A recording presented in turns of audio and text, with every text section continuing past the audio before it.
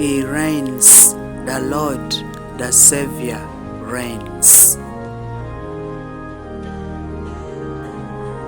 Jabuli pierabongwen wi abiro ena ye Isaac Watts okwanyo wera metia koboni tia loch ruot lalar tia loch diye.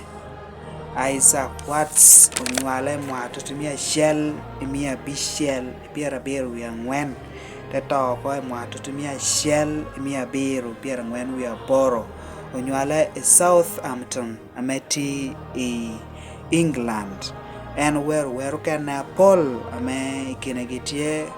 when I survey the wondrous cross, joy to the world,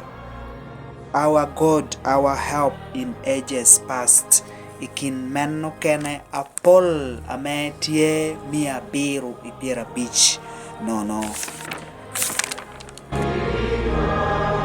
Where ilabla kobo kiti. Tia lodge.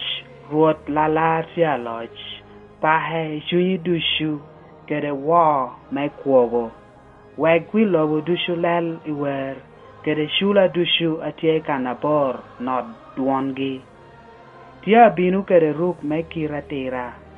yeo wi lobo alach de baro buliel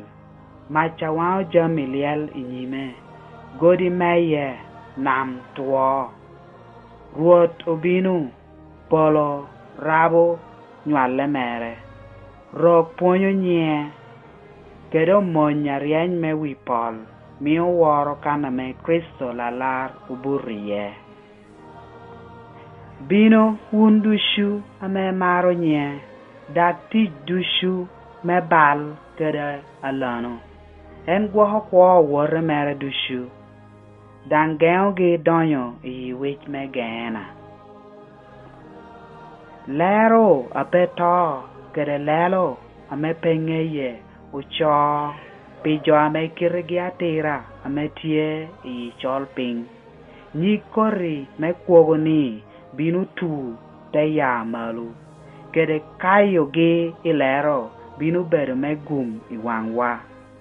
lel unja kire watira ite mako wara shila ruot